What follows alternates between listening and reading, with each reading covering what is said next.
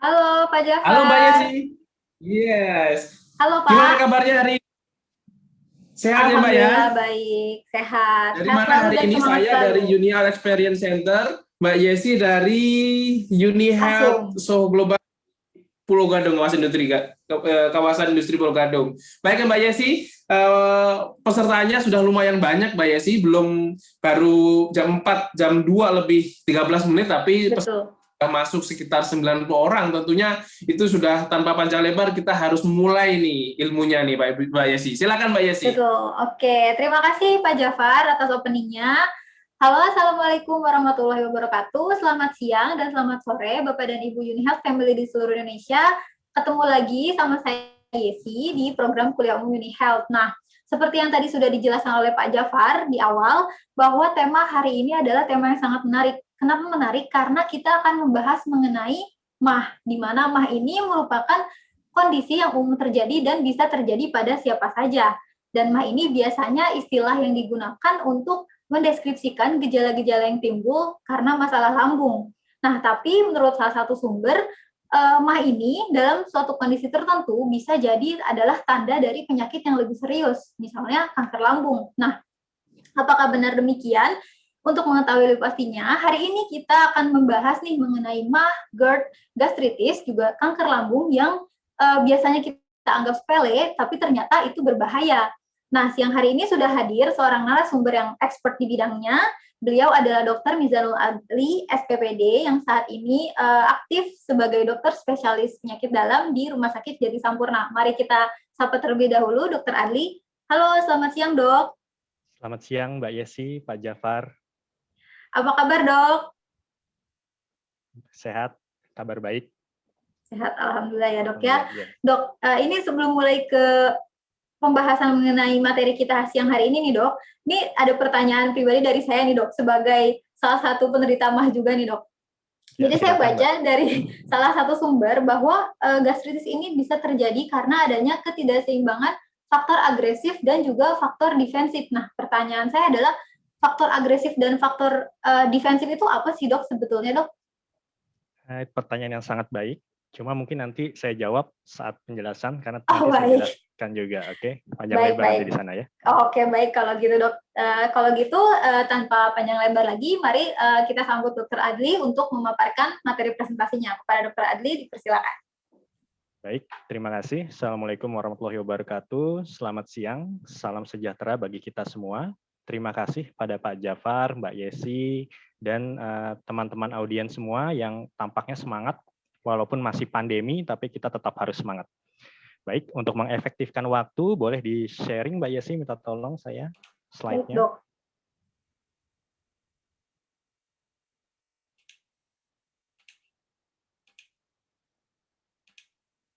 Sudah muncul ya, Dok ya? Oke, baik, sudah jelas. Ya, di sini memang judulnya cukup menarik. Ya, ini pilihan dari rekan-rekan Mbak Yesi dan Pak Jafar cukup baik ya dalam pemilihan judul.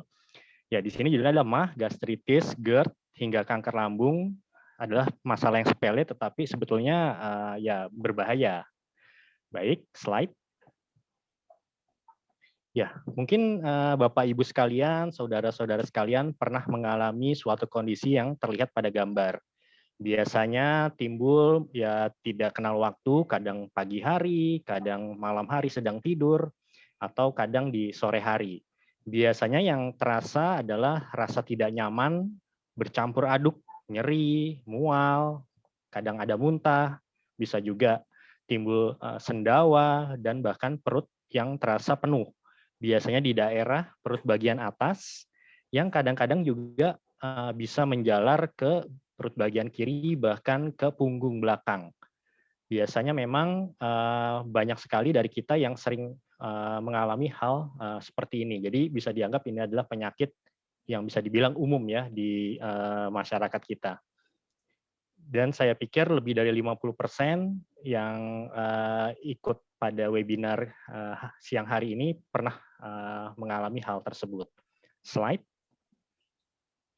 Ya, di sini kalau lebih jelas, dia biasanya posisinya di ulu hati, biasanya di bawah tulang dada, di atas pusar, yang cenderung ke kiri sedikit posisinya.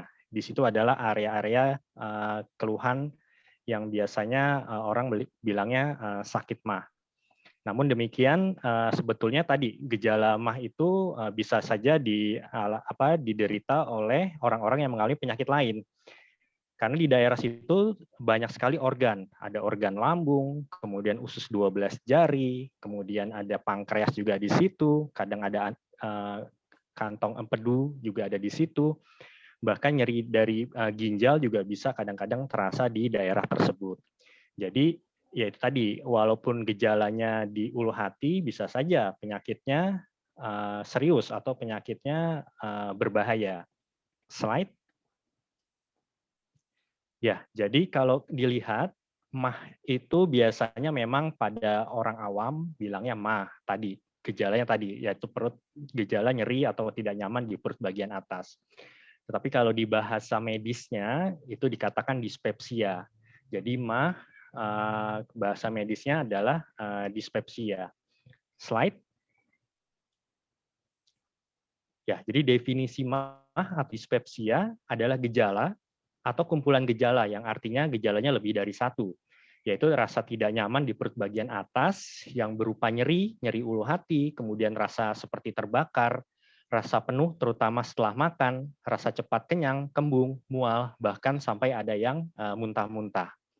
Slide. Jadi sebetulnya MAH itu adalah gejala atau kumpulan gejala yang penyebabnya berbagai macam dan juga penyakitnya juga bisa bermacam-macam.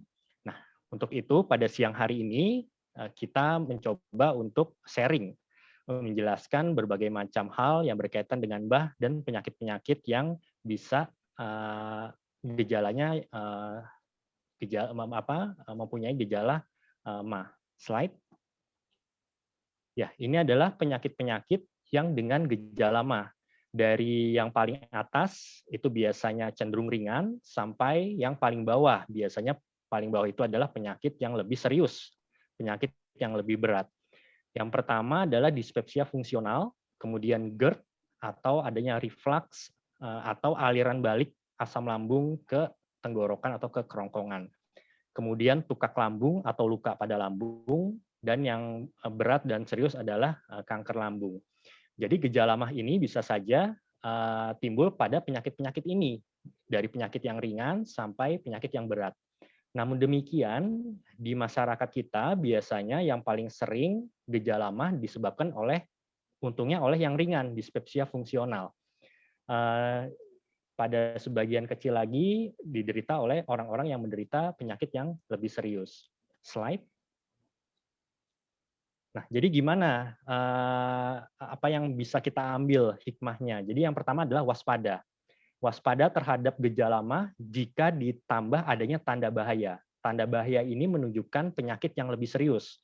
Tadi pada penyakit yang ringan seperti dispepsia fungsional biasanya tidak ada tanda bahayanya, hanya ada gejala MAH-nya saja. Kalau sudah ada tanda bahaya itu menunjukkan penyakitnya lebih serius. Apa itu tanda bahaya? Tanda bahaya adalah yang pertama, usia timbulnya keluhan pertama kali di atas 45 tahun.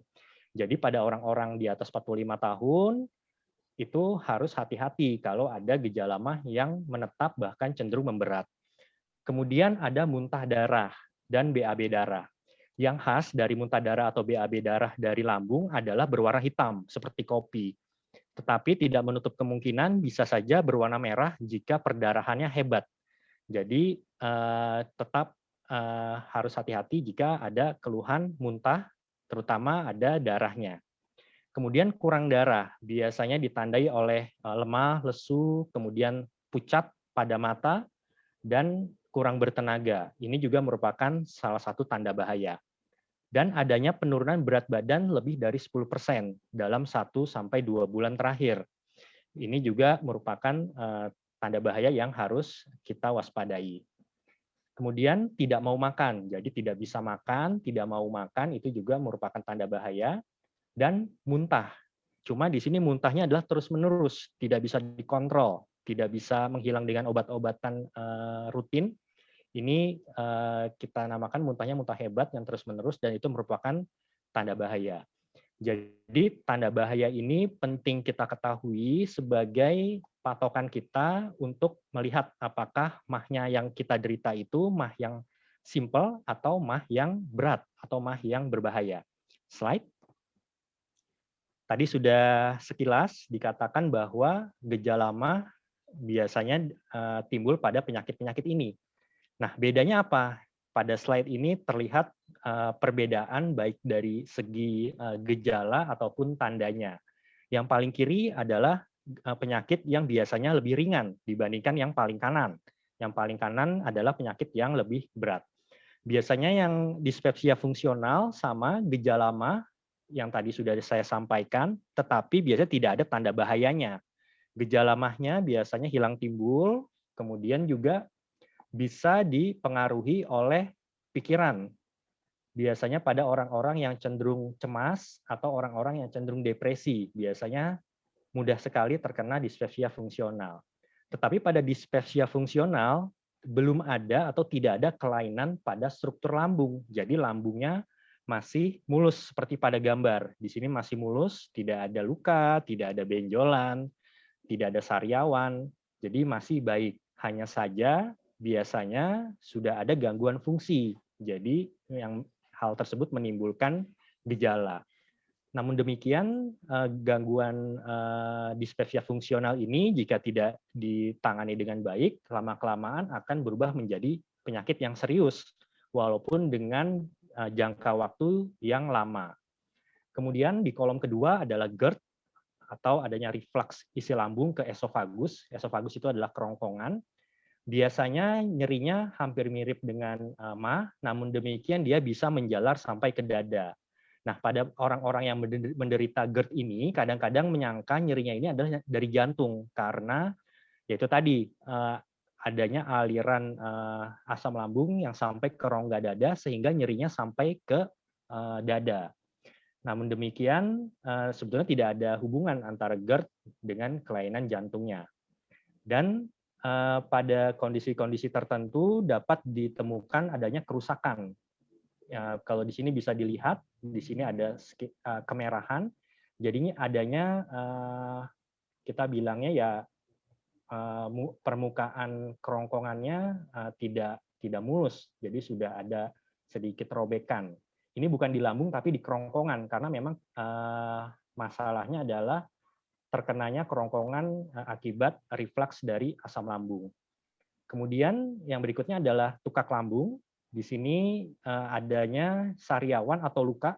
Kalau digambar terlihat adanya seperti luka yang lebar dengan adanya selaput putih yang biasanya gejalanya itu lebih berat dari dispepsia fungsional.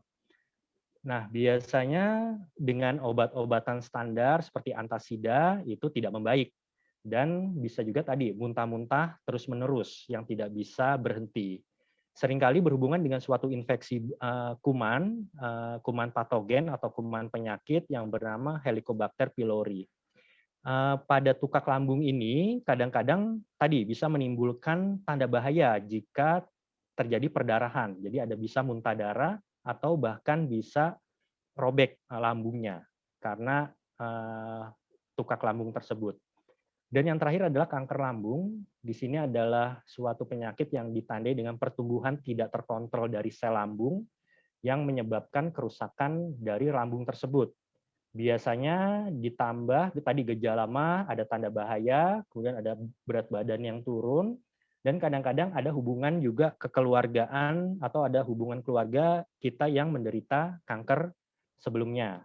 Nah, ini biasanya sudah ada benjolan, sudah ada kerusakan di dinding lambungnya. Jadi kalau kita lihat bahwa gejala MAH itu bisa dialami oleh atau bisa timbul pada penyakit-penyakit ini dari yang paling ringan, dispepsia fungsional, sampai yang berat, kanker lambung. Slide. Nah, ini kemudian ada pertanyaan, apakah MAH dapat menimbulkan kanker lambung? Slide. Ya, kita melihat dulu mekanisme timbulnya kanker lambung. Jadi kanker lambung dapat timbul karena multifaktorial, artinya banyak sebabnya, tidak hanya satu sebab. Multifaktorial, banyak faktor dari genetik, kemudian juga dari pola makan yang kurang baik, kemudian tadi ada infeksi bakteri, itu bisa menyebabkan kanker lambung melalui mekanisme peradangan kronis. Artinya ada inflamasi atau peradangan yang kita bilangnya adalah gastritis, jadi peradangan di lambung yang kronis. Kronis ini artinya lama, jadi jangka waktunya itu sebetulnya lama prosesnya, tidak sebentar, bisa bertahun-tahun. Nah, peradangan kronis ini dapat membuat sel-sel normal lambung mengalami perubahan dari yang tadinya dia bisa dikontrol pembelahannya, pertumbuhannya, menjadi tidak terkontrol, sehingga dia membelah semaunya lah istilahnya, dan menyebabkan adanya benjolan atau adanya tumpukan sel kanker di dinding lambung tersebut. Dan setelah dalam fase yang lanjut dapat menyebabkan metastasis, artinya dapat menyebabkan sel-sel tersebut menyerang ke organ-organ lain. Jadi ada penyebaran jauh, dan itu yang dinamakan kanker lambung. Jadi kanker lambung adalah tumor lambung yang sudah metastasis ke organ lain. Slide. Nah, jadi kalau kita balik lagi ke slide yang tadi, apakah penyakit-penyakit yang dari ringan sampai berat tadi bisa menimbulkan kanker? Dari penelitian, memang dispepsia fungsional sebagian sangat-sangat kecil bisa menimbulkan kanker, terutama yang tidak ditangani dengan baik. Tetapi sebagian besar biasanya tidak menjadi kanker. Pada GERD itu bisa menyebabkan kanker, tapi kankernya adalah di lokasinya di esofagus, bukan di lambung, jadi di kerongkongan. Dan ini juga biasanya prosesnya lama, tidak sebentar, sehingga butuh waktu yang bertahun-tahun. Jadi kalau ada pasien atau ada penderita yang tidak ditangani dengan baik, bisa saja ada resiko kemungkinan timbulnya kanker di kemudian hari. Kemudian tukak lambung sebetulnya bisa juga menjadi kanker, walaupun sama, tidak begitu banyak yang menjadi kanker, jarang. Kenapa demikian? Karena pada tukak lambung tadi ada ya tadi peradangan kronis yang lebih hebat, sehingga ada resiko adanya perubahan sifat dari sel yang normal menjadi sel kanker.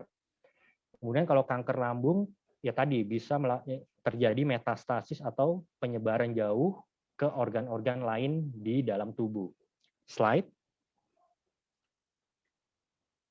Nah, ini slide ini menunjukkan sebetulnya seberapa banyak orang yang menderita penyakit dispepsia fungsional, atau biasanya yang kita kenal adalah MAH yang tidak ada tanda bahayanya.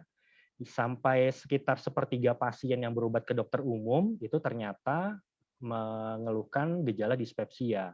Dan sekitar 60% ke dokter spesialis itu ternyata penderita atau pasien-pasien yang mengalami dispepsia. Kasus dispepsia sendiri umumnya bervariasi dari sekitar 13 sampai 40% dari total populasi di masing-masing negara. Slide. Nah, kalau di Indonesia, di sini ada suatu penelitian, walaupun ini penelitiannya merupakan gangguan gastrointestinal fungsional, jadi hanya gangguan fungsi pada gaster itu adalah lambung, dan pada usus, jadi ini masih digabung. Di sini terlihat bahwa sekitar 7,2% orang-orang Indonesia menderita atau mengalami gangguan tersebut. Slide. Ya, kalau dilihat dari data 2015, di sini ternyata Jakarta merupakan kota yang paling banyak penderita dispepsianya. Ya mungkin kalau dilihat Jakarta adalah suatu kota besar, di mana tadi juga ada hubungannya dengan psikis atau pikiran, stres, sehingga mungkin saja itu berpengaruh terhadap persentase yang lebih tinggi dibandingkan kota-kota yang lain. Slide. Ya, ini ada suatu penelitian juga yang dibagi dari Jakarta Utara sampai Jakarta Selatan. Ternyata yang paling tinggi adalah di Jakarta Pusat, prevalensi atau jumlah pasien atau penderita dispepsianya. Baik, slide. Bagaimana dengan GERD? Kalau GERD sama bervariasi. Untungnya di Asia Timur yang regionnya itu berdekatan dengan negara kita Indonesia itu tidak terlalu tinggi angka prevalensi GERD-nya. Namun demikian tetap harus waspada karena ternyata dari tahun ke tahun prevalensi atau presentasi penderita ini meningkat, sehingga tetap menjadi concern kita untuk selalu mengikuti perkembangan dan untuk selalu waspada. Slide. Ini adalah data dari Rumah Sakit Cipto Mangunkusumo. Memang terjadi peningkatan GERD dari tahun 97 sampai 2002, dan peningkatannya cukup bermakna. Dari di bawah 10% meningkat menjadi di atas 20%. Dan diprediksi sekitar hampir lebih dari 7 juta individu Indonesia itu menderita GERD. Ini baru prediksi, tapi di sini perhitungannya memang menggunakan kaidah ilmiah yang baik, sehingga mungkin saja tepat perhitungan lebih dari 7 juta pasien ini. Slide. Nah, untuk tukak lambung atau tadi kita bilangnya ulkus kalau bahasa kedokterannya, di Amerika sekitar 1,8% adanya insiden baru pasien yang mengalami tukak lambung. Kemudian prevalensinya tukak lambung dan tukak usus 12 jari di Indonesia itu antara 5-15%, terutama pada usia-usia produktif. Jadi di sini dari usia 20-50 tahun, dan ini adalah usia produktif. Kemudian ternyata bisa menyebabkan kematian yang mencapai lebih dari 1.000 atau sekitar 0,08%. Slide. Untuk kanker lambung sendiri, ini data dari Indonesia, jadi kanker lambung itu merupakan kanker urutan ke-19 dari jenis kanker total, dan juga kematian ke-15. Jadi kalau dilihat datanya cukup banyak juga, jadi 20 besar, bahwa kanker lambung tadi banyak juga diderita oleh penduduk-penduduk di Indonesia. Slide. Nah, ini adalah faktor-faktor risiko terjadinya dispepsia fungsional. Apa itu? Yang pertama adalah yang paling sering adalah pola diet yang tidak sehat. Apa itu pola diet yang tidak sehat? Yaitu makan yang tidak teratur, telat makan, kemudian makan yang banyak dalam satu waktu yang singkat. Itu juga mempengaruhi terjadinya dispepsia fungsional. Kemudian makan makanan yang merangsang lambung seperti asam, kemudian pedas, yang sering kita konsumsi itu bisa menyebabkan terjadinya dispepsia fungsional. Kemudian infeksi, tadi ada suatu kuman atau patogen Helicobacter pylori yang bisa menyebabkan timbulnya dispepsia fungsional. Kemudian tadi psikis, stres yang berlebihan, kecenderungan cemas yang berlebihan, kecenderungan depresi atau sedih yang berlebihan, itu juga bisa meningkatkan terjadinya resiko dispepsia fungsional. Kemudian alkohol, sudah jelas dari penelitian-penelitian terdahulu menyebabkan dispepsia fungsional. Begitu juga dengan merokok, dan obat-obatan yang diminum terus-menerus. Biasanya adalah obat-obatan anti nyeri. Nah, jadi hati-hati kalau kita minum obat-obatan anti nyeri, terutama yang terus-menerus. Itu dapat menyebabkan gangguan pada lambungnya.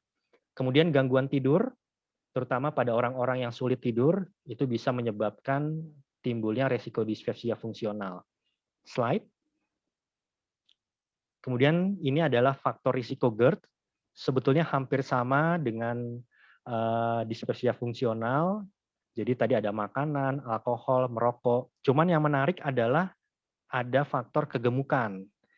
Jadi jika berat badan berlebih, itu bisa menyebabkan kita terkena GERD, resiko terkena GERD. Bisa kita hitung apakah berat badan kita berlebih atau tidak. Mungkin nanti di lain waktu saya jelaskan cara menghitungnya. Jadi harus seimbang antara tinggi badan dan berat badannya. Yang paling simpel adalah melihat lingkar pinggang. Kalau lingkar pinggang kita sudah berlebihan, artinya sudah maju, itu artinya kita kegemukan dan itu resiko untuk GERD. Kemudian pada orang-orang hamil atau pada perempuan yang kehamilan, ini juga bisa menyebabkan resiko GERD. Slide. Kemudian resiko tukak lambung, hampir sama tadi juga diet, kemudian tadi obat-obatan, terutama obat-obatan anti nyeri, alkohol, infeksi, lagi-lagi infeksi kuman patogen Helicobacter pylori, dan juga dapat berhubungan dengan beberapa penyakit. Biasanya penyakit-penyakit trauma, cedera kepala, atau stroke yang berat, luka bakar, itu bisa timbul komplikasi atau pemberat terjadinya tukak lambung atau luka pada lambung. Slide. Nah, untuk kanker lambung tadi sudah saya sampaikan mekanismenya adalah multifaktorial. Jadi sebetulnya banyak faktor, tidak hanya satu faktor. Genetik sekitar 1-3% pasien atau penderita itu ternyata sudah ada mutasi gennya. Kemudian usia yang makin tinggi, usia yang makin tua itu menyebabkan resiko kanker lambung semakin meningkat. Kemudian makan makanan tinggi garam, makanan olahan yang diasap, dibakar, dan makanan rendah serat, ini semua juga dapat meningkatkan risiko kanker lambung. Ditambah tetap merokok dan alkohol, itu salah satu faktor yang dapat meningkatkan risiko kanker lambung, dan lagi-lagi infeksi Helicobacter pylori, ini bisa menyebabkan risiko kanker lambung. Dan prosesnya ini, faktor risiko tadi, jika bertemu itu prosesnya itu memakan waktu yang lama, jangka proses itu jangka panjang. Sehingga baiknya memang sedari dini kita sudah istilahnya menghindari diet-diet yang tidak sehat. Slide.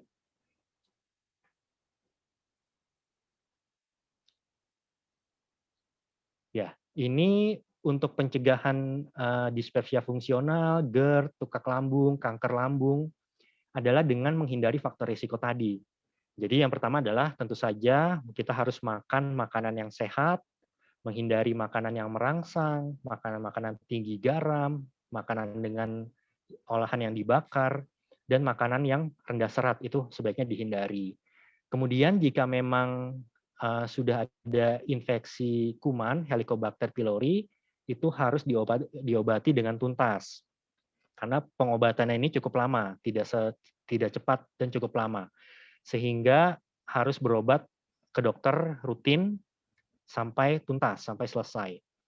Kemudian menghindari atau mengatasi stres yang berlebihan. Boleh kita stres, tetapi selama tidak berlebihan, stres itu sebetulnya baik. Tapi kalau sudah berlebihan, nah itu yang harus dihindari. Kemudian menghindari rokok dan alkohol, dan bijaksana dalam penggunaan obat.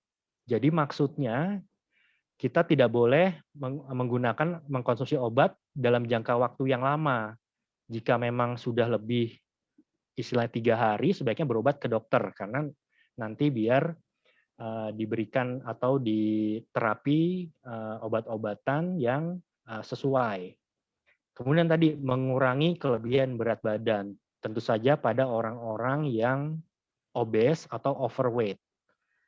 Perbanyak makanan-makanan yang tinggi serat yang ada pada sayuran dan buah-buahan, dan melakukan olahraga teratur. Karena dengan olahraga teratur mengembalikan metabolisme tubuh ke tahap yang normal, dan juga mengurangi stres.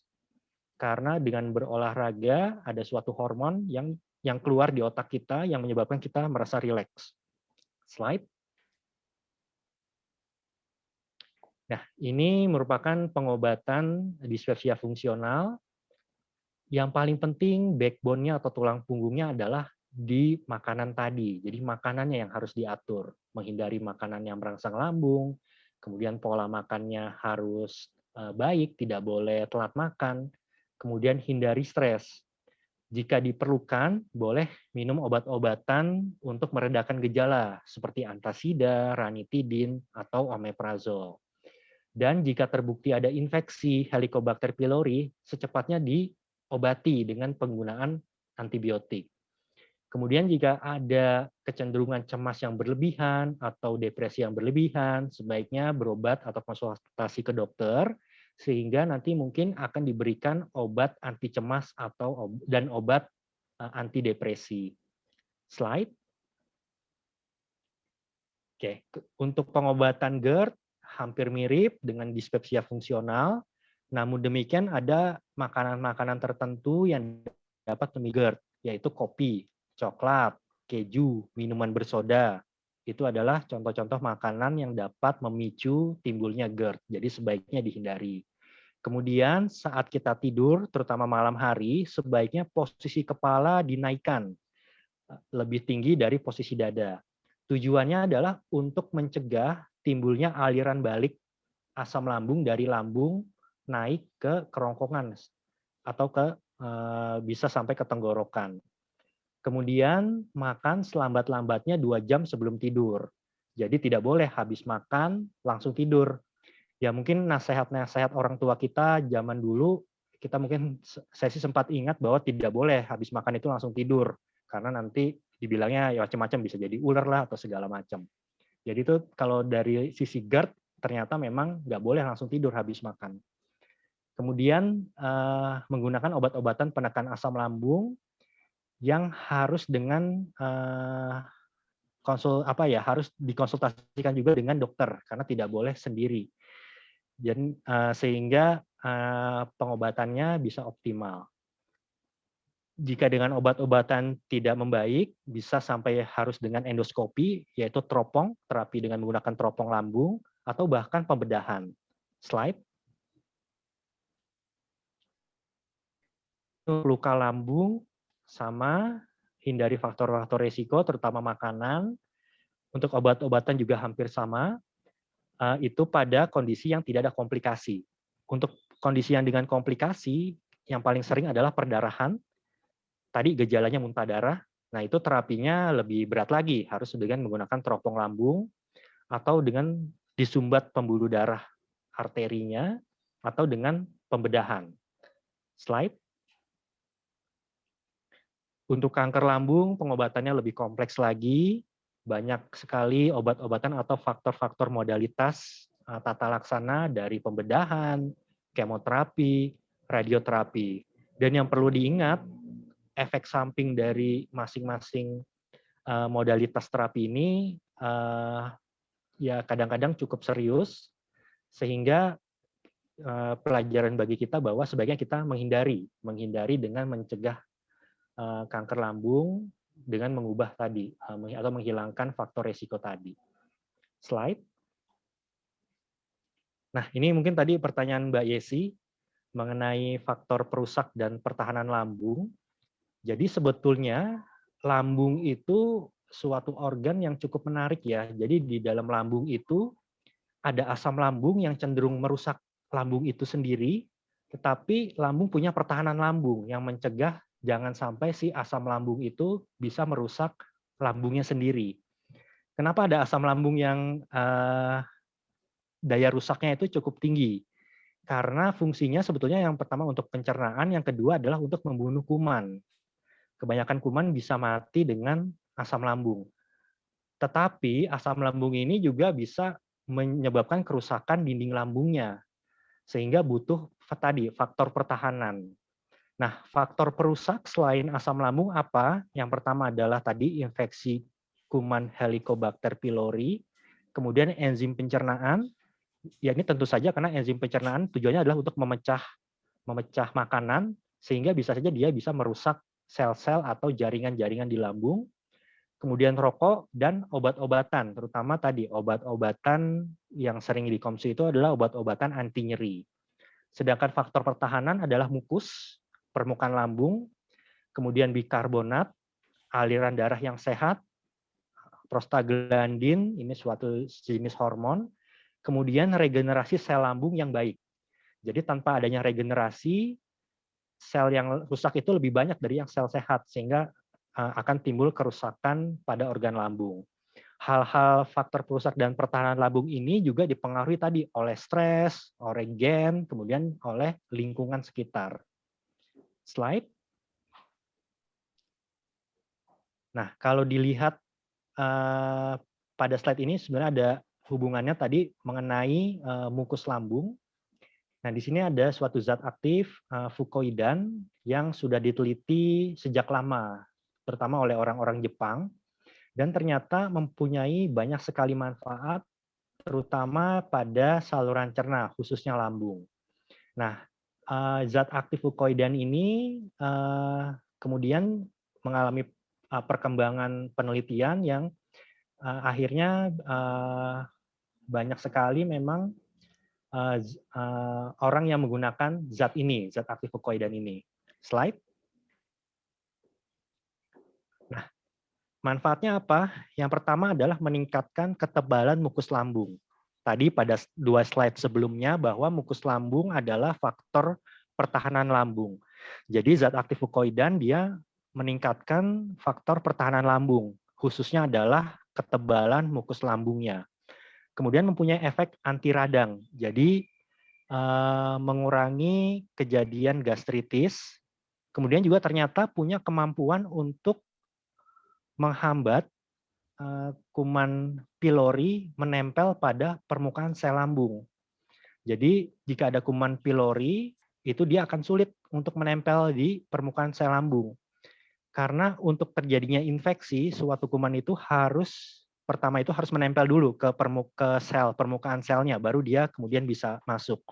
Nah, zat aktif fukoidan ini ternyata terbukti mempunyai efek mencegah atau menghambat kemampuan kuman tersebut untuk menempel di permukaan lambung. Dan yang keempat adalah meningkatkan regenerasi atau perbaikan sel. Regenerasi sel ini juga merupakan faktor pertahanan bagi lambung sehingga fungsi lambung tetap dalam kondisi normal. Slide. Ini adalah penelitian zat aktif fukoidan terhadap tukak lambung. Di sini adalah penelitian menggunakan hewan uji coba, tikus. Jadi pada tikus ini diberikan masing-masing fukoidan, ada yang mendapat fukoidan dan ada yang tidak mendapat fukoidan. Yang mendapat fukoidan juga dibagi lagi kelompoknya dari yang dosisnya kecil sampai yang dosisnya besar. Ternyata hanya dengan dosis yang kecil, yaitu sekitar 100 mg per kilogram berat badan, itu ternyata bisa mencegah tukak lambung dan meningkatkan ketebalan mukus lambung. Jadi di sini memang hanya dengan dosis kecil ternyata mempunyai efek yang baik pada permukaan lambung. Slide. Nah, bagaimana dengan manfaat zat fukoidan terhadap kanker? Di sini pada zat fukoidan pada alge coklat, ternyata setelah dilakukan percobaan ekstra kasar alge coklat, ini ternyata mempunyai efek anti tumor. Dan kita tahu bahwa fukoidan merupakan zat aktif yang dominan pada alge coklat, sehingga pada penelitian lebih lanjut didapatkan bahwa fukoidan tersebut dapat mencegah mencegah pertumbuhan sel tumor dan mencegah penyebaran jauh dari sel tumor tersebut. Sehingga kalau dilihat bahwa mempunyai manfaat yang cukup baik terhadap proses pengobatan pada pasien-pasien kanker. Slide. Kemudian bagaimana dengan peradangan kronis atau gastritis? Ternyata juga di sini ada percobaan, ini percobaannya di Indonesia. Jadi pada pasien-pasien yang mengalami peradangan kronis atau gastritis kronis, kemudian diberikan fukoidan 1 tablet selama 28 hari, dan dilakukan pemeriksaan ketebalan mukusnya, ternyata terjadi peningkatan ketebalan mukus, yang artinya faktor pertahanannya meningkat. Ini penelitian di Indonesia, jadi sampelnya juga orang Indonesia, jadi artinya ya memang sudah terbukti atau sudah terlihat manfaatnya pada orang Indonesia. Slide.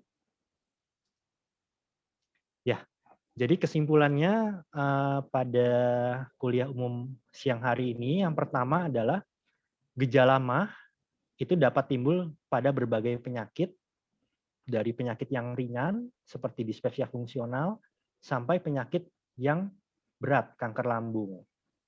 Gejala MAH ini biasanya memang diderita pada orang-orang yang mengalami dispepsia fungsional. Namun demikian, jika ada tanda bahaya, jadi ada sakit MAH dengan tanda bahaya, itu menunjukkan penyakit yang lebih serius, bahkan merupakan gejala dari kanker lambung. Slide. Nah, selain untuk menghindari faktor resiko, ternyata meningkatkan ketebalan mukus di lambung juga memperbaiki kondisi sakit MAH tersebut. Kemudian yang berikutnya adalah fukoidan mempunyai efek meningkatkan ketebalan mukus lambung dari beberapa penelitian yang sudah dilakukan. Selain itu juga fukoidan mempunyai berbagai efek yang baik atau manfaat yang baik seperti anti radang, antioksidan, anti kanker, dan anti metastasis. Ya, slide. Saya rasa ini slide saya yang terakhir ya. Baik. Mudah-mudahan apa yang saya sampaikan dapat jelas dan dapat diterima dengan baik oleh audiens dan dapat bermanfaat bagi kita semua. Baik, saya tutup. Assalamualaikum warahmatullahi wabarakatuh. Saya kembalikan lagi ke Mbak Yesi selaku moderator. Baik, waalaikumsalam warahmatullahi wabarakatuh. Terima kasih kepada Dr. Adli yang sudah memaparkan materinya dengan sangat jelas ya. Jadi kalau boleh saya simpulkan kembali nih dari hasil pemaparan Dr. Adli tadi bahwa MAH ini berarti bukan suatu penyakit tapi merupakan gejala dari berbagai penyakit yang berkaitan dengan lambung ya dok ya. Jadi penyakit-penyakitnya itu ada dispepsia, kemudian ada GERD, ada tukak lambung hingga kanker lambung. Nah, di mana keempat penyakit yang berkaitan dengan lambung tadi ini bisa menyebabkan terjadinya kanker lambung. Seperti itu. Nah, tadi juga Dr. Adi sudah menjelaskan mengenai salah satu zat aktif, yaitu fukoidan, di mana fukoidan ini juga banyak sekali manfaatnya, bisa dapat meningkatkan ketebalan mukus lambung, kemudian mampu juga mencegah menempelnya bakteri H. pylori di permukaan lambung, dan juga mampu meningkatkan regenerasi sel, di mana ketiga manfaat tadi merupakan faktor defensif atau faktor pertahanan lambung. Nah, berkaitan dengan fukoidan, UniHealth juga punya nih salah satu produk yang mengandung zat aktif fukoidan. Jadi sebelum masuk ke sesi tanya jawab, saya mohon izin kepada Dr. Adli untuk menjelaskan mengenai produk dari UniHealth yang mengandung zat aktif fukoidan ini. Saya mohon izin sebentar ya dok ya. Oke, jadi seperti yang tadi sudah dijelaskan sedikit, UniHealth memiliki salah satu produk yaitu Gastrimah, di mana Gastrimah ini merupakan nutrisi farmasi untuk meredakan gastritis, MAH ringan maupun kronis, dan produk ini bekerja melapisi dan meningkatkan ketebalan mukus lambung sehingga dapat meredakan sakit MAH sekaligus menurunkan resiko MAH kambuh di lain waktu. Nah, fukoidan ini, Gastrimah ini, mohon maaf, mengandung zat aktif fukoidan, dan di sini ada beberapa jurnal penelitian yang meneliti mengenai fukoidan ini, dan ini salah satunya adalah penelitian dari Elias Sunurat dan Rosmawati. Di sini menyebutkan bahwa fukoidan dapat mencegah terjadinya gastric ulcer dengan membentuk lapisan pada dinding mukosa. Lalu di sini juga ada penelitian dari Renaldi et al. Hasil penelitiannya menyebutkan bahwa fukoidan ini mampu meningkatkan ketebalan dinding mukosa seperti pada kondisi normal dan melindungi gastrik mukosa. Selain itu, hasil penelitiannya juga menunjukkan bahwa tidak adanya efek samping baik secara klinis maupun hasil laboratorium. Dan hasilnya juga menunjukkan bahwa terapi dengan fukoidan menunjukkan hasil negatif pada pasien yang terinfeksi bakteri H. pylori setelah 28 hari mengkonsumsi fukoidan. Lalu di sini ada juga penelitian dari Jufri et al. Di mana hasilnya menyebutkan bahwa fukoidan ini terbukti efektif dalam menyembuhkan gastric ulcer dengan menginduksi sel epitel untuk memproduksi growth factor yang berperan dalam proliferasi sel dan memperbaiki kerusakan lambung. Selain itu, fukoidan ini juga efektif untuk menurunkan gejala dispepsia seperti sakit perut dan juga mual dalam waktu 3-4 hari setelah konsumsi. Dan hasil dari penelitian Jufri et al. Ini juga menunjukkan 94% pasien dengan gastric ulcer yang parah dan mengkonsumsi fukoidan 100 mg dalam 3 minggu menunjukkan perubahan pada fase penyembuhan. Nah, jadi dari ketiga penelitian ini menyebutkan bahwa fukoidan ini memiliki efek positif terhadap penyakit MAH ini, gejala mah ini. Nah, lalu pertanyaan selanjutnya, keunggulan Gasrima dibandingkan dengan produk-produk lain yang ada di pasaran. Yang pertama, Gasrima ini memiliki efek penyembuh luka atau wound healing pada lambung yang berbeda dengan obat-obat lain di pasaran. Lalu, Gasrima juga melapisi dan meningkatkan ketebalan dinding lambung serta mampu membunuh bakteri H. pylori. Dan Gasrima juga berpotensi untuk menurunkan risiko kambuhnya penyakit MAH serta kanker lambung. Dan Gasrima ini juga berbahan baku ganggang coklat yang hanya terdapat di perairan laut lepas Okinawa, Jepang. Nah, lalu bagaimana untuk dosis dan saran penggunaannya? Jadi Gasrima ini bisa dikonsumsi oleh penderita MAH kronis dan dikonsumsi selama 2 bulan. Untuk Gasrima kapsul bisa dikonsumsi 1 kali sehari, 1 kali 1 kapsul sehari sebelum makan, dan untuk Gasrima sirup bisa dikonsumsi 3 kali sehari 15 ml sebelum makan. Nah, lalu untuk penderita MAH akut bisa mengkonsumsi Gasrima kapsul sebanyak 1 kali 1 kapsul sehari sebelum makan dan dikonsumsi selama 3 hari.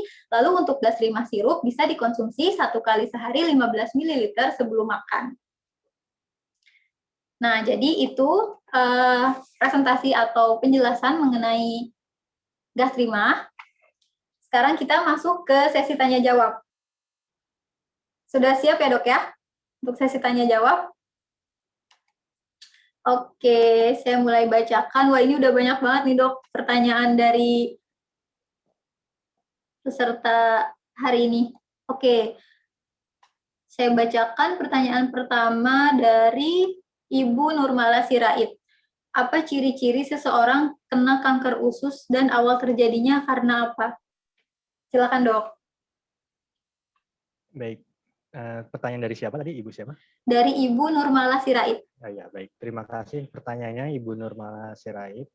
Jadi memang gejala dari kanker, terutama pada kanker lambung ya, adalah melihat tanda bahayanya. Tadi tanda bahaya. Jadi ada sakit MAH dengan tanda bahaya. Sakit MAH apa? Tadi sakit MAH adalah nyeri ulu hati dan rasa tidak nyaman yang ditandai juga dengan perut kembung, mual, kemudian rasa terbakar. Dan kalau ada tanda bahaya, yaitu tadi di slide yang sudah saya jelaskan, seperti muntah darah, kemudian berat badan turun lebih dari 10%, adanya anemia.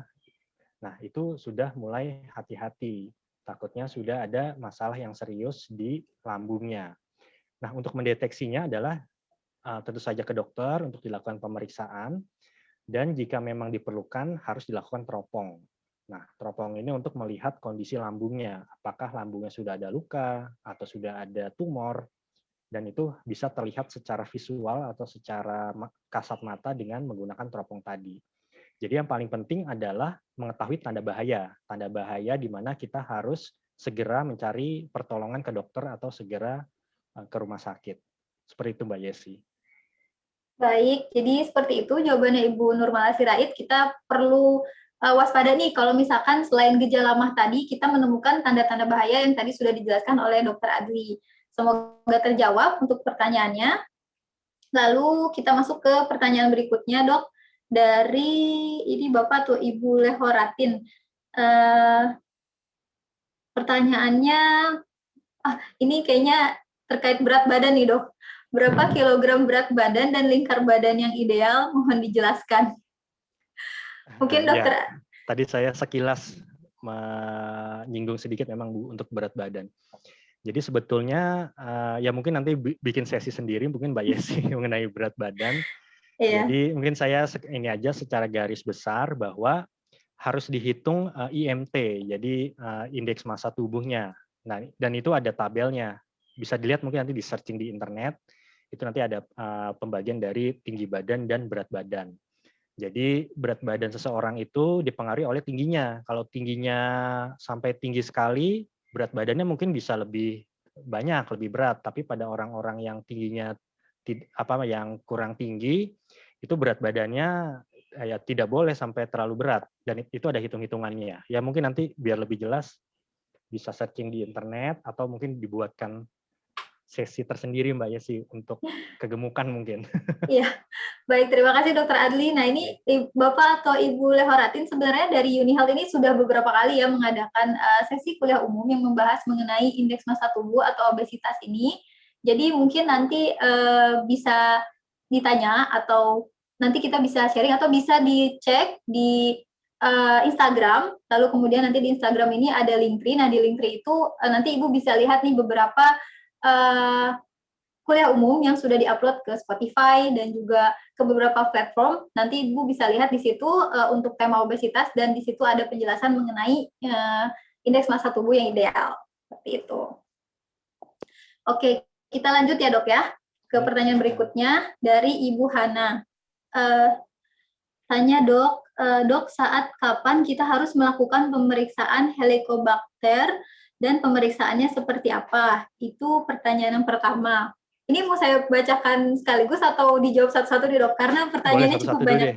Oh iya, satu-satu dulu deh. Biar ya baik, silakan Dok. Baik. Jadi jika ada infeksi Helicobacter pylori, biasanya gejala mahnya tuh berat. Dan kadang-kadang sudah ada tanda bahaya. Sehingga nanti pemeriksaannya adalah dengan melakukan endoskopi atau teropong.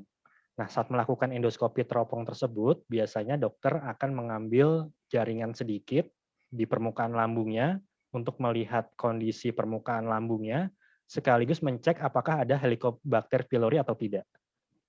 Jadi tetap balik lagi melihat gejala berat ringannya mah ditambah tadi tanda bahaya. Jadi tanda bahaya ini penting karena pintu masuk untuk melakukan pemeriksaan lebih lengkap, pintu masuknya adalah di tanda bahaya tersebut. Seperti itu Mbak Yesi. Baik, terima kasih Dok. Lalu kita lanjut ke pertanyaan berikutnya dari Ibu Hana juga. Dok, kalau kembung kita bisa minum obat mah, sedangkan kalau nyeri perut yang terus-menerus atau mules, bagaimana cara menghindarinya? Silakan Dok. Ini ada dua gejala berarti ya, kembung dan perut mules ya? Iya, perut yang terus-menerus. Nyeri perut yang terus-menerus. Nyeri perut yang terus-menerus ya. Kalau kita kembalikan ke tema hari ini, bahwa nyerinya adalah nyeri ulu hati, itu biasanya yang pertama adalah dengan obat-obatan yang cepat kerjanya, seperti antasida. Itu bisa kita minum untuk supaya gejalanya itu berkurang dengan cepat. Namun demikian, antasida kadang-kadang tidak bisa terus berulang kita minum, dan itu harus ada obat-obatan lain yang tentu saja harus konsultasi ke dokter. Sedangkan untuk mules, nah ini kadang-kadang biasanya kalau gejala lambung jarang sampai mules. Kalau mules itu biasanya ada bagian-bagian di sistem pencernaan kita yang ada masalah. Bisa saja mules di ususnya, terutama di usus besar. Nah, itu penyakitnya berbeda lagi.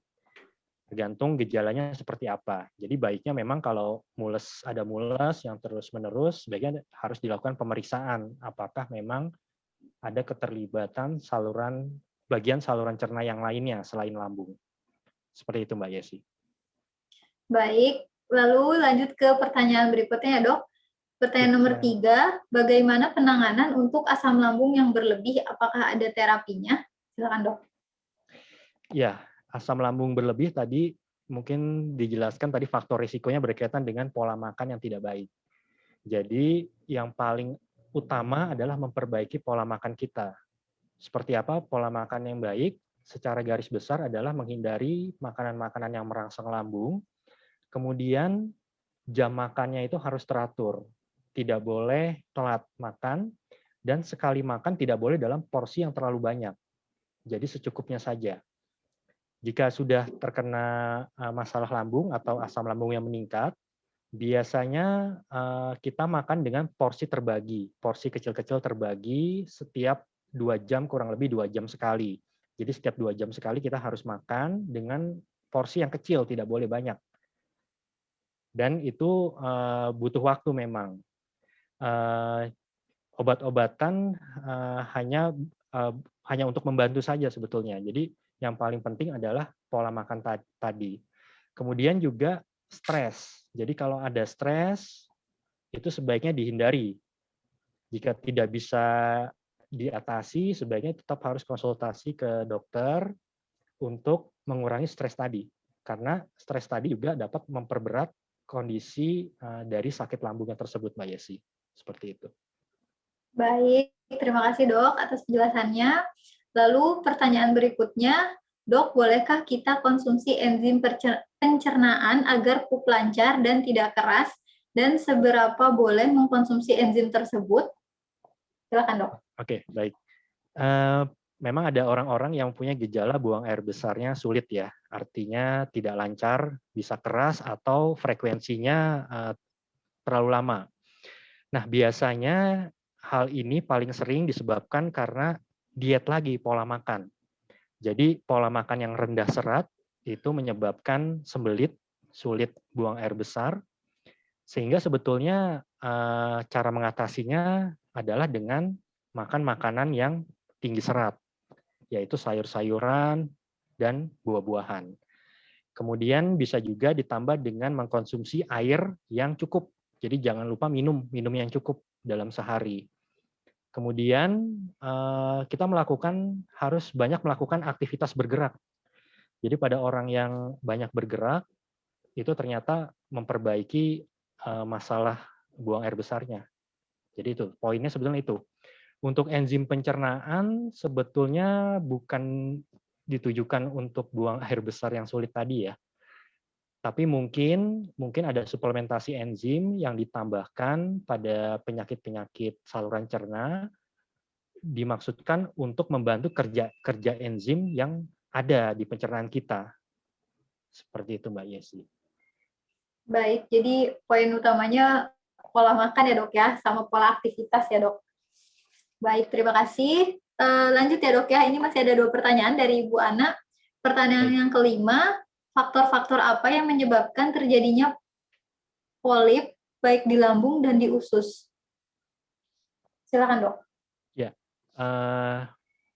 jadi polip ini berarti ada pertumbuhan yang berlebihan juga ya dari sel-sel di lambung.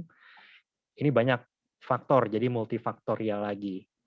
Jadi polip biasanya terlihat saat melakukan endoskopi. Gejalanya bisa saja sama seperti MAH juga, ada mual, kemudian nyeri juga, atau rasa tidak nyaman di ulu hati. Penyebabnya tadi multifaktorial, banyak faktor. Salah satunya genetik, pola makan juga.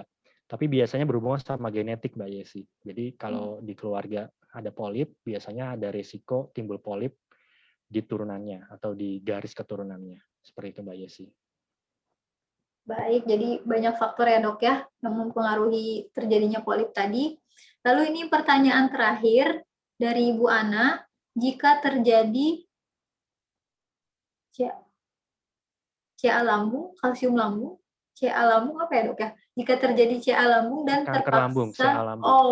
jika terjadi kanker lambung dan terpaksa lambung dipotong dan diangkat, apakah bisa atau dibuat lambung buatan? Terima kasih dok. Baik. Silahkan dok. Ya, ini biasanya memang ada terapi-terapi pembedahan tadi pada kanker lambung dengan mengangkat lambungnya. Biasanya kalau lambung diangkat, tidak ada gantinya, jadi memang sudah tidak punya lambung orangnya. Apakah itu mempengaruhi, yang jadi pertanyaan, apakah itu mempengaruhi proses pencernaan? Sedikit banyak iya mempengaruhi, tapi tidak fatal. Karena ada bagian-bagian pencernaan yang lain yang mengeluarkan enzim untuk pencernaan. Paling dia tidak boleh makan langsung banyak, karena lambung itu kan fungsinya sebagai tempat penampungan sementara. Sedangkan kalau sudah diangkat, berarti dia sudah tidak punya tempat penampungan sementara. Jadi makannya tidak boleh langsung banyak, jadi sedikit-sedikit. Seperti itu. Jadi tidak ada lambung buatan, jadi tidak dibuat lambung baru. Ya memang sudah tidak ada lambungnya. Seperti itu Mbak Yesi. Baik, terima kasih Dr. Adli atas penjelasannya dan semoga terjawab semua ya Ibu Hana untuk pertanyaannya. Lalu kita lanjut ke pertanyaan berikutnya dari Ibu Ana. Disertai tanda bahayanya apa ya dok? Ini Ya. Pertanyaannya, iya gitu aja sih dok, Ya baik, disertai jadi tanda bahayanya tanda apa saja? bahaya tadi usia di atas 45 tahun saat timbulnya keluhan pertama masalah mah tadi, kemudian adanya perdarahan, muntah darah, buang air besar berdarah, kemudian ada penurunan berat badan lebih dari 10% dalam 1-2 bulan terakhir. Kemudian adanya anemia atau kurang darah yang ditandai dengan pucat. Seperti itu Mbak Yesi. Tanda bahaya kurang lebih seperti itu. Seperti yang tadi sudah dijelaskan di presentasi ya dok ya. Dan ada muntah-muntah yang terus-menerus. Muntah-muntah yang terus-menerus. Baik, terima kasih Dokter Adli untuk jawabannya. Lalu kita lanjut ke pertanyaan berikutnya dari Ibu Eva. Gejala kanker lambung ditandai dengan apa ya dokter? Baik. Silakan dok. Gejala kanker sangat bervariasi, terutama dihubungkan dengan fasenya. Kalau fasenya masih awal-awal, biasanya gejalanya masih ringan. Kemudian kalau fasenya berat, sudah fase lanjut, gejalanya makin berat. Gejala ringan bisa saja ditandai dengan seperti orang sakit MAH. Orang sakit MAH yang tidak membaik dengan obat-obatan standar. Kemudian apalagi tadi ditambah dengan tanda gejala tadi. Untuk kanker biasanya ada penurunan berat badan. Adanya penurunan berat badan yang lebih dari 10%. Kemudian mungkin adanya keturunan di keluarga yang mempunyai kanker usus, terutama kanker lambung, itu menjadi tanda awal untuk kita berwaspada terhadap adanya kanker lambung. Nah, untuk mengetahuinya tentu saja harus awal itu dengan melakukan endoskopi. Jadi balik lagi ke tanda bahaya. Tanda bahaya itu penting karena itu merupakan tadi pintu masuk untuk pemeriksaan lebih lanjut lagi. Seperti itu, Mbak Yesi. Tapi untuk kanker biasanya ditandai dengan penurunan berat badan yang berlebihan. Baik, jadi faktor utamanya tuh dari tanda bahaya tadi ya dok ya. Harus waspada kalau misalkan selain gejala mah juga ada faktor bahayanya tadi. Ya semoga menjawab Ibu Eva dan terima kasih kepada Dokter Adli. Lalu lanjut ke pertanyaan berikutnya dari Ibu Rani. Dok, jika sering memar di kulit dan sesak pada dada kiri pada saat mengejan, pada saat BAB, apakah ini gejala lambung? Terima kasih dok. Silakan dok. Memar di kulitnya di kulit mana? Di kulit aja ya? Nggak ada keterangan lebih lanjut sih dok, hanya memar di kulit dan sesak pada dada kiri pada saat mengejan pada saat BAB. Dan apakah ini gejala lambung? Ya, sebetulnya untuk mengejan kita tidak boleh terlalu banyak mengejan. Karena kenapa? Karena dapat mempengaruhi organ yang lain, terutama pada orang-orang yang memang sudah ada penyakit komorbid seperti jantung. Nah, biasanya sesak timbulnya itu kalau kita terlalu sering mengejan terlalu hebat, itu bisa timbul sesak, nafasnya jadi berat. Nah, itu sebenarnya tidak boleh. Kemudian kalau memar, sejauh ini sih, ya itu tadi memarnya di daerah mana dulu, dilihat dulu. Kalau memang ada memar, biasanya ada hubungan dengan pembuluh darah atau ada di gangguan darah, gangguan pembekuan darah. Tapi biasanya jarang berhubungan sama mengejan, itu sangat jarang sekali. Takutnya ada komorbid lain atau ada penyakit lain yang diderita yang berkaitan dengan memar tersebut. Tapi untuk sesak nafas bisa, tadi terutama pada pasien-pasien yang mengalami masalah jantung. Itu bisa menyebabkan sesak nafas setelah mengejan. Seperti itu Mbak Yesi. Baik, terima kasih Dokter Adli dan semoga menjawab atas pertanyaannya Ibu Rani. Lalu ini pertanyaan berikutnya dari Ibu Agus Suparmiati. Oh, kalau ini mengenai produk, saya mohon izin jawab ya dok ya.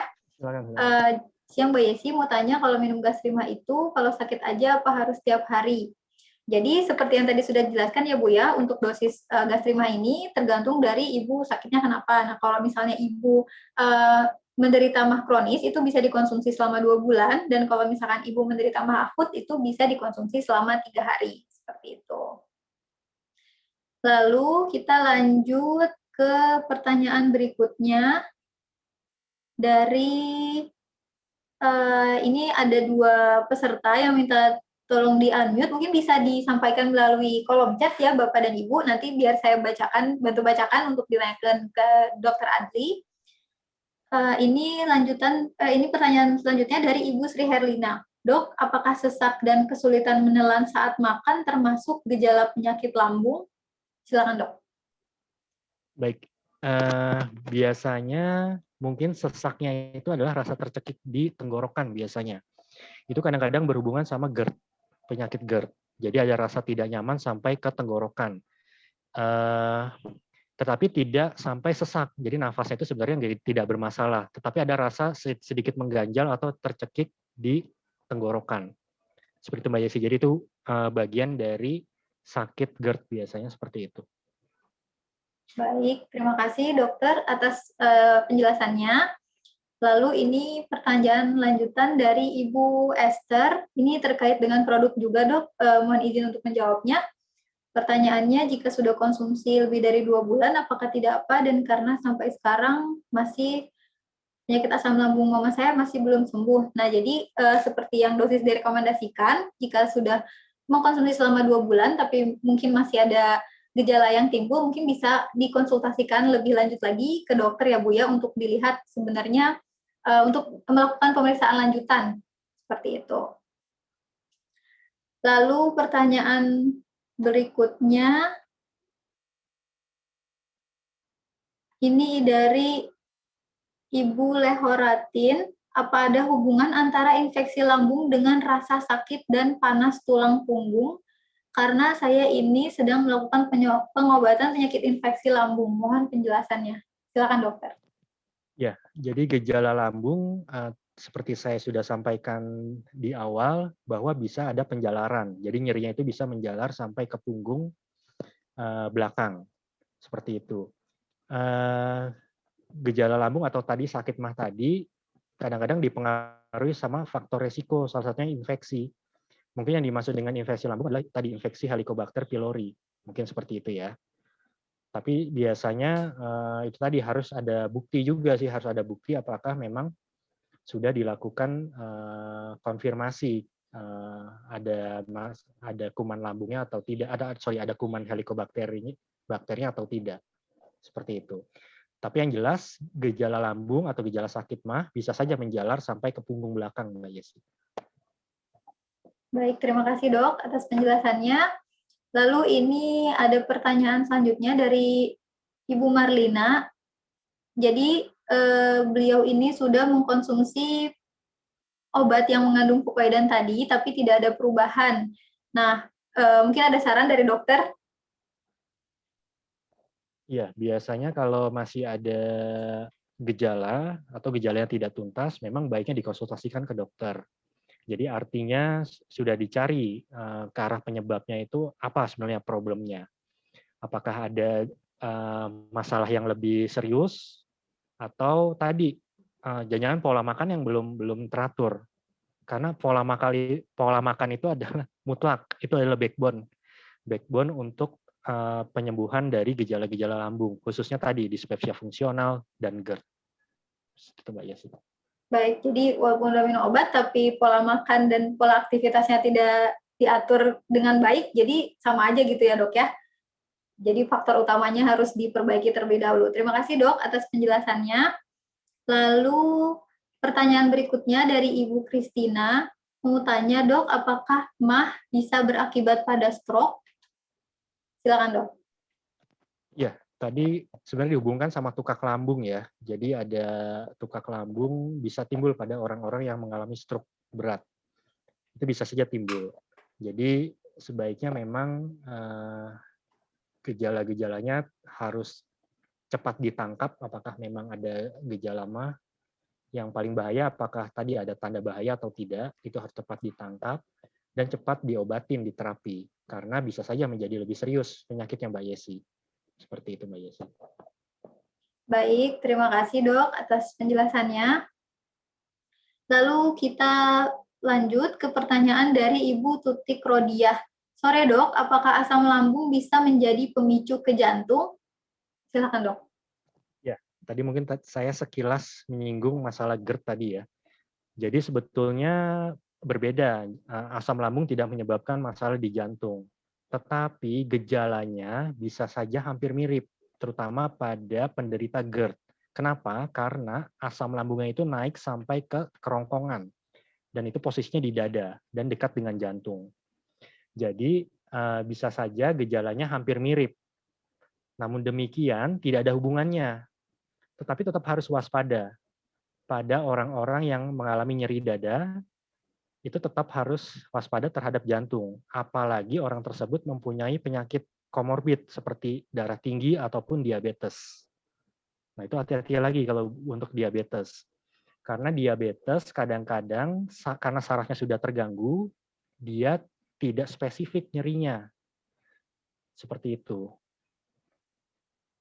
Tapi untuk prinsipnya asam lambung tidak menyebabkan masalah di jantung.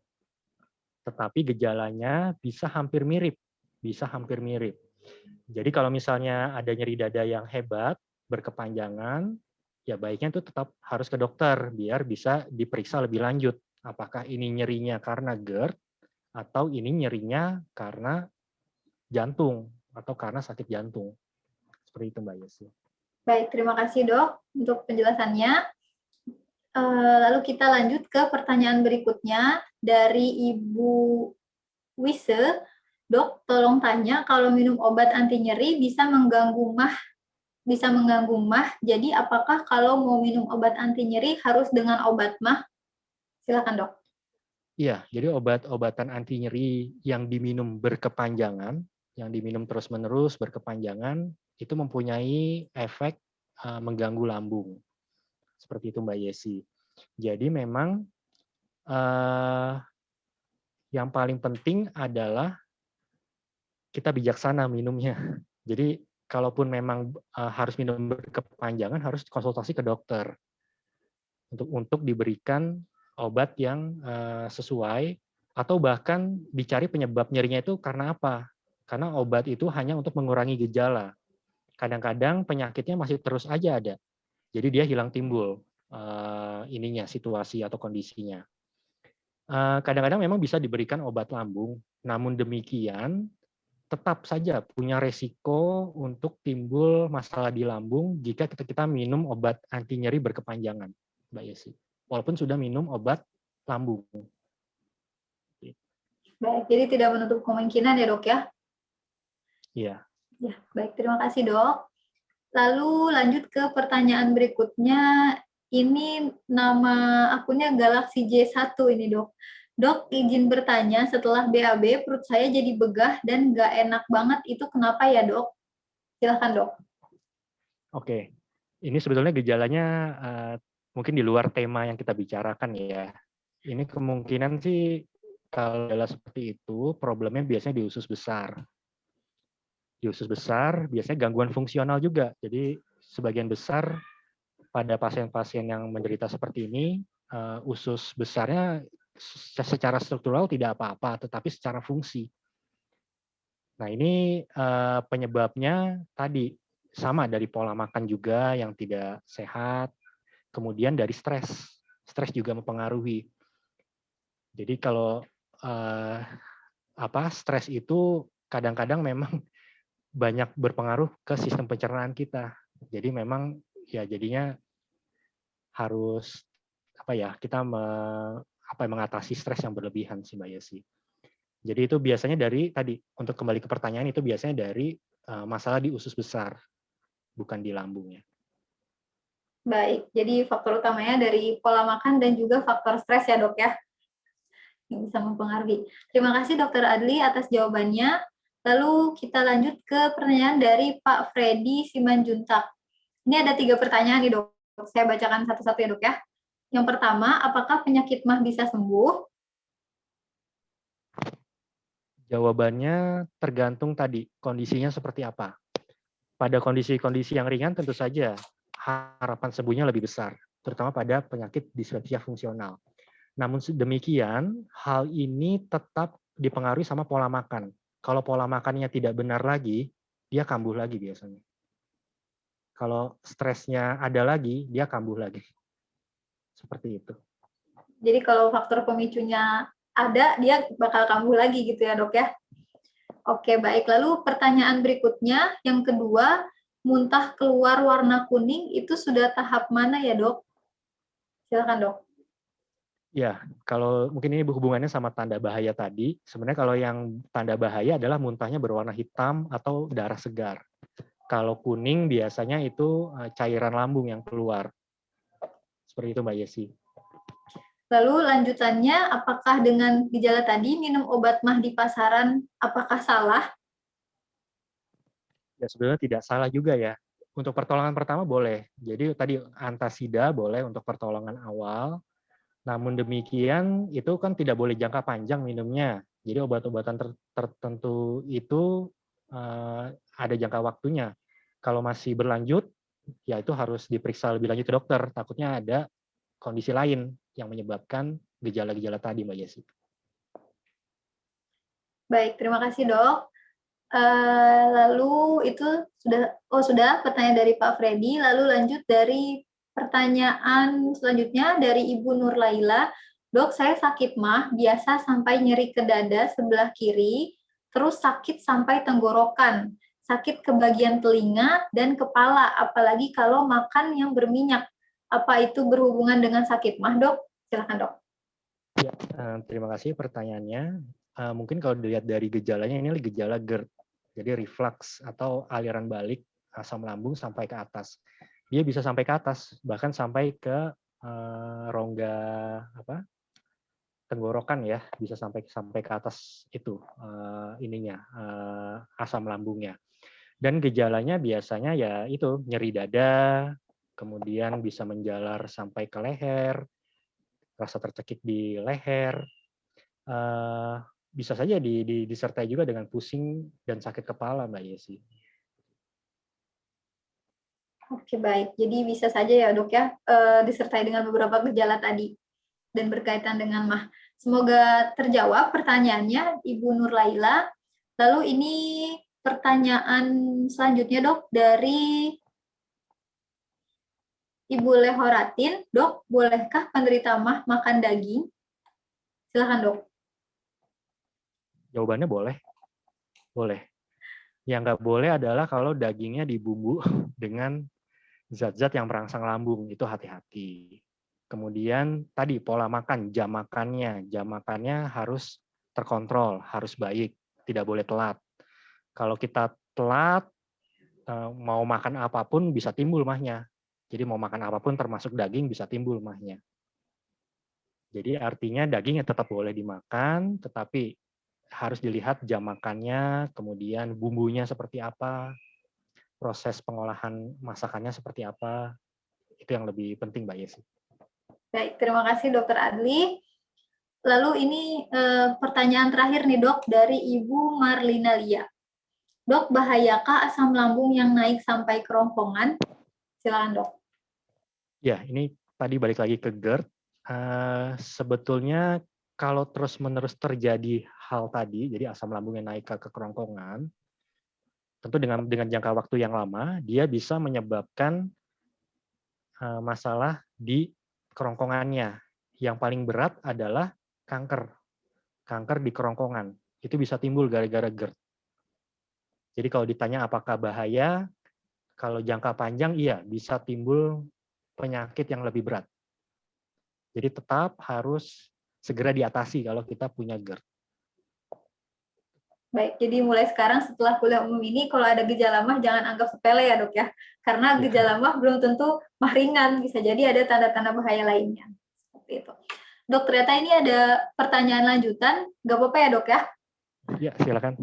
Ini pertanyaan berikutnya dari Ibu Rosalma. Dok, saya ada riwayat mah, nyeri sampai di punggung dan sering sendawa. Kadang saya malu dengan lingkungan saya karena seringnya sendawa. Pas mah kambuh, sakit yang tidak tertahankan, kadang ada muncul pikiran apakah saya akan meninggal. Ya gitu dok, jadi pertanyaannya ada riwayat mah, nyeri sampai di punggung dan sering sendawa. Iya, kalau dilihat gejalanya ya itu memang berhubungan sama lambung ya. Jadi adanya peningkatan asam lambung yang kadang juga menimbulkan gas yang berlebihan dalam lambung. Yaitu gejalanya bisa timbul tadi rasa kembung, sendawa berlebihan. Nah, kadang-kadang juga mempengaruhi pikiran nih. Tadi kan ada hubungan juga tadi dengan kecemasan yang bisa berhubungan dengan lambung. Nah, mungkin Ibu ini sudah ada timbul kecemasannya karena sudah mikir macam-macam. Jadi ya sebaiknya harus segera diatasi gejala ini. Yang paling mudah adalah tadi, kalau timbul gejala bisa minum nyeri ya, bisa minum obat-obatan antasida dulu. Tetapi untuk jangka panjang, balik lagi ke pola makan. Pola makannya itu harus diperbaiki. Jadi pola makan yang teratur, yang sehat, itu harus dijalankan. Kalau tidak, nanti gejalanya sulit hilang ya Mbak Yesi. Baik, terima kasih dok. Jadi seperti itu jawabannya Ibu, semoga membantu. Lalu ini pertanyaan berikutnya dari Ibu Kristina. Mau tanya dok, keluarga saya ada yang kena MAH. Kalau MAH-nya sudah kambuh, dia tidak bisa bergerak. Boleh dikatakan lumpuh total berlangsung 2 atau 3 hari. Nah, dengan gejala tersebut itu sudah termasuk MAH yang mana? Silakan dok. Ya, untuk gejala MAH memang paling dominan nyeri ya. Nyeri itu bisa dari yang ringan sampai yang berat. Gantung sensitivitas masing-masing orang. Ada orang yang nyerinya sedikit tapi reaksinya berlebihan. Itu kadang juga bisa terjadi juga. Namun sebenarnya yang paling penting adalah tadi melihat tanda bahaya tadi. Jika ada tanda bahaya, nah itu hati-hati, takutnya penyakitnya lebih serius dari yang kita rasakan. Cuma memang kadang-kadang pada penderita MAH kronis, biasanya bisa timbul memang nyeri yang berlebihan, nyeri sekali akibat ya tadi memang dia sudah punya bawaan ya untuk penyakit MAH kronisnya, mungkin dia ada faktor pencetus yang menyebabkan kambuh, dan kambuhnya itu biasanya bisa saja timbulnya lebih berat Mbak Yesi, nyerinya tadi. Tetapi balik lagi ke tanda bahayanya ada atau tidak, itu yang paling penting, kembali ke tanda bahaya tadi. Baik, terima kasih Dr. Adli untuk penjelasannya dan semoga membantu Ibu Kristina untuk pertanyaannya. Ini nampaknya di kolom chat sudah tidak ada pertanyaan lagi nih dok dari peserta. Dengan demikian berarti sudah berakhir untuk sesi tanya jawab di kuliah umum kita sore hari ini.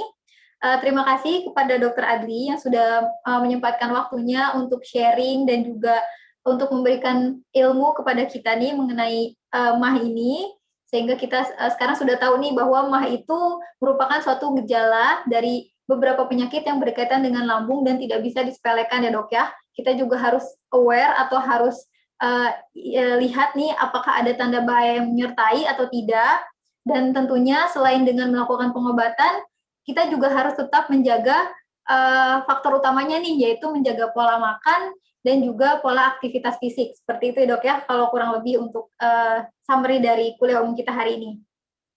Ya, terima kasih kepada Dr. Adli untuk waktunya. Semoga tidak bosan untuk nanti berbagi ilmu kembali dengan keluarga Uni Health, dan semoga dokter sehat selalu. Dan sekarang saya kembalikan lagi ke Pak Jafar. Silakan Pak Jafar. Yes, terima kasih Mbak Yesi. Bapak Ibu semuanya, tepuk tangan yang meriah untuk Dr. Adli dan Mbak Yesi.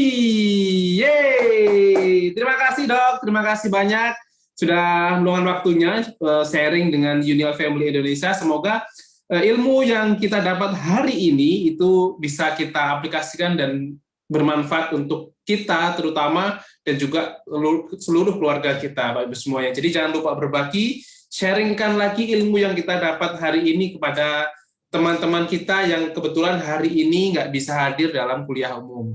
Nah, Bapak Ibu semuanya, enak ya di Uni Health itu setiap hari bisa dapat ilmu baru, dan hari ini juga luar biasa loh, saya perhatikan yang bertanya itu banyak. Mungkin ini kalau waktunya masih lama itu akan tambah terus ya Bapak Ibu semuanya, namun karena jam tayang kita juga sudah terbatas, maka kita batasi untuk tanya jawabnya. Ya, Bapak Ibu semuanya, saya lihat di sini belum semuanya menjadi keluarga besar Uni Health ini. Artinya belum punya KTP Uni Health Bapak Ibu semuanya. Jadi saya mengundang Bapak Ibu semuanya untuk yang belum menjadi Uni Health Family segera bergabung menjadi Uni Health Family Bapak Ibu semuanya. Karena dengan menjadi keluarga besar Uni Health Bapak Ibu semuanya akan mendapatkan banyak sekali keuntungan-keuntungan ya. Banyak sekali keuntungan-keuntungan Bapak Ibu semuanya. Nah, apa saja keuntungannya? Nah, kita perlu tahu nih Bapak Ibu semuanya. Karena di bulan ini ya, bergabung itu untungnya banyak banget. Makanya saya mengajak untuk yang belum jadi member ataupun Bapak Ibu semuanya di sini yang sudah menjadi member UniHealth, ini kesempatan untuk mengajak teman-temannya rubah hidup bersama UniHealth, Bapak Ibu semuanya. Tentunya lebih sehat, lebih bisa menikmati hidup bersama UniHealth. Dan dari tanggal 10 kemarin sampai tanggal 17 Juni 2021, UniHealth mempunyai hadiah untuk Anda yang baru join menjadi keluarga besar UniHealth Family, maupun untuk Anda yang saat ini mau mengajak temannya untuk menjadi keluarga besar UniHealth Family. Apa saja? Berikut ini Bapak Ibu semuanya. Ini promonya ini hanya sampai tanggal 17 Juni. Maka Anda harus ambil. Join dapat hadiah. Yang pertama, Anda bergabung, murah banget, hanya 99.000. Ini kalaupun ini mungkin hanya senilai makan siang Anda untuk satu hari ya, ataupun makan Anda satu hari, makan siang dan makan malam. Kalau Anda rubah menjadi join menjadi keluarga besar UniHealth, Anda dapat satu produk senilai 265.000. Sekali join itu manfaatnya panjang banget, Bu. Mungkin sehari ini Anda join itu bisa merubah kehidupan Anda ke depannya ya. Siapa Anda hari ini mungkin berbeda 1 tahun ke depan kalau Anda putuskan hari ini bergabung menjadi keluarga besar UniHealth Family. Untuk Anda yang belum join. Karena 99.000 pertama Anda dapatkan produk senilai 260.000, Anda dapat Nutrimat. Nutrimat ini nutrisi mata minus dan silinder serta dapat menurunkan resiko berbagai masalah di mata. Cocok untuk karyawan, Anda yang karyawan, PNS, ataupun pelajar yang sering seperti kita ini di depan handphone ataupun laptop. Ya, jadi manfaatkan, ataupun Anda bisa pilih join yang kedua itu 499.000, itu Anda dapat 2 produk ya. Itu yang Anda dapatkan 2 botol Magozay ukuran 375 ml dan juga 1 Nutrimat. Ini bagus banget ya. Kandungan antioksidan lengkap dipandu tambah dengan Nutrimat ini bagus untuk mata Anda dan juga proteksi dengan radikal bebas untuk seluruh tubuh Anda ya. Murah, pilih yang 99.000 jadi member ataupun 499.000 jadi member ataupun paket yang ketiga. Ini paket Magozay dan Legres, paket produk antioksidan yang paling laris manis di UniHealth. Anda hanya join 1.999.000, maka UniHealth berikan hadiah senilai 4 jutaan Bapak Ibu semuanya. Ya, berupa 4 botol Magozay besar 750 ml ditambah dengan 8 box Legres, itu senilai 4 jutaan, dan Anda bisa mengikuti program loyalty karena ini sudah ada poinnya 1 juta poin, dan Anda akan mendapatkan cashback ke rekening 5% dari BV-nya. Jadi pilih yang mana? Pilih yang nomor 3, join untung dan manfaatkan keuntungan-keuntungan yang ada di UniHealth. Yang berikutnya Bapak Ibu semuanya, untuk Anda yang sudah jadi member, ajak. Sekarang juga undang teman-temannya bergabung menjadi keluarga besar UniHealth Family, komunitas sehat, dan juga menjadi entrepreneur UniHealth Bapak Ibu semuanya. Anda akan dibimbing menjadi seorang entrepreneur, pengusaha di UniHealth, pengusaha di bidang produk-produk herbal, nutracetika berstandar farmasi Bapak Ibu semuanya. Ajak 3 orang, masing-masing 1 juta PV, maka Anda akan mendapatkan ya coffee maker shop gratis yang akan kita kirim ke alamat Anda masing-masing. Promo ini akan berakhir tanggal 17. Jadi ajak teman 3 teman Anda untuk bisa sama-sama seperti Anda saat ini, ya. Kemudian Bapak Ibu semuanya, ini kabar gembira untuk penderita diabetes. Harapan terbesar untuk penderita diabetes adalah bisa hidup normal kembali seperti kita semua saat ini Bapak Ibu semuanya. Jangan sampai orang penderita diabetes tidak pernah ditangani dan tidak pernah dipedulikan sehingga banyak sekali penyakit komplikasi-komplikasi yang sebagai akibat karena dia punya penyakit diabetes tapi tidak diberikan terapi-terapi, tidak diberikan produk-produk nutracetika UniHealth. Dan ini UniHealth sampai tanggal 17 memberikan promo spesial untuk ya penderita diabetes. Namun, ya sebelum itu, untuk yang belanja 10 juta nanti, Bapak semuanya, apakah Anda stokis? Kalau belum menjadi stokis, saya sarankan segera menjadi distributor atau stokis UniHealth yang memasarkan produk-produk berstandar farmasi dari Soho Global Health Company, ya, perusahaan Soho Global Health, perusahaan terbuka TBK Bapak Ibu semuanya. Jadi dan keuntungannya banyak untuk menjadi distributor, karena setiap belanja 10 jutanya Anda bisa berkesempatan tebus murah produk ini, ya, 20 produk, ya. Kalau setiap kelipatan 10 juta, Anda bisa tebus murah 20 Glucovit susu. Artinya kalau Anda menjadi distributor Unihealth itu hanya 40 juta rupiah, Anda bisa tebus 80 box Glucovit susu. Ini senilai sekitar 10 jutaan Bapak Ibu semuanya. Kalau Anda buka distributor 40 juta, Anda bisa dapat keuntungan lebih dari 15 juta rupiah. Manfaatkan Bapak Ibu semuanya, bisa tebus 20 Glucovit susu senilai 2,7 juta rupiah, atau pilih 10 Slim Health. Ini adalah suplemen dengan bahan baku yang sudah teruji klinis. Ini bermanfaat untuk mengurangi lemak, ya, serta menurunkan berat badan, sehingga secara otomatis mengurangi resiko dari penyakit diabetes, ya. Yang satu, susu nutrisi untuk penderita diabetes. Pilihan yang kedua adalah, ya, Slim Health untuk menurunkan berat badan pemicu penyakit diabetes. Segera manfaatkan, karena untuk belanja kita juga ada promonya.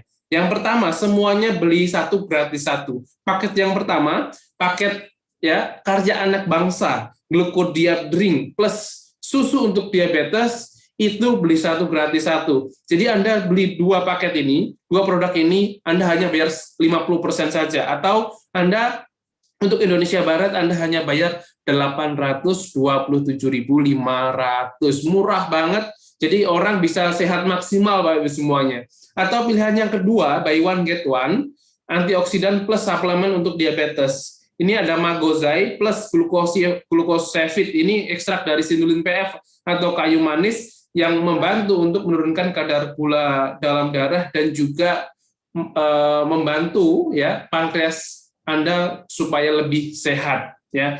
Ini 2 Magozai plus 2 glucosevit kaplet, ini Anda hanya bayar 1.109.000 saja. Murah. Dan juga paket yang ketiga, ini paket lengkapnya atau Nutraceutical Pack, ya. Nutraceutical Pack 4 ini untuk terapi diabetes, terdiri dari 2 glucosevit susu 750 gram, 2 glucodiab drink, 2 glucosevit kaplet 30 isinya, kemudian dan 4 Astacol. Ini lengkap banget untuk yang sudah diabetes. Itu hanya 2.066.500. Bapak Ibu semuanya, promo ini memang kita berikan untuk Anda semuanya, keluarga besar Unihealth Family. Apakah Anda punya keluarga diabetes ataupun Anda sehat saat ini? Kalau Anda sehat, ini waktunya untuk membantu teman-teman kita yang sudah kena diabetes. Untuk Anda yang punya riwayat diabetes, tanggulangi jangan sampai penyakit lebih parah, kita bisa hidup lebih normal, seperti normal, ya, dengan produk-produk, dan manfaatkan promo ini Bapak Ibu semuanya. Dengan membeli promo ini, kesempatan sampai tanggal 17 ini, artinya kita bisa lebih banyak dapat produk. Kalau kita lebih banyak dapat produk, itu lebih maksimal untuk terapinya Bapak Ibu semuanya. Selamat memanfaatkan promo ini, ya.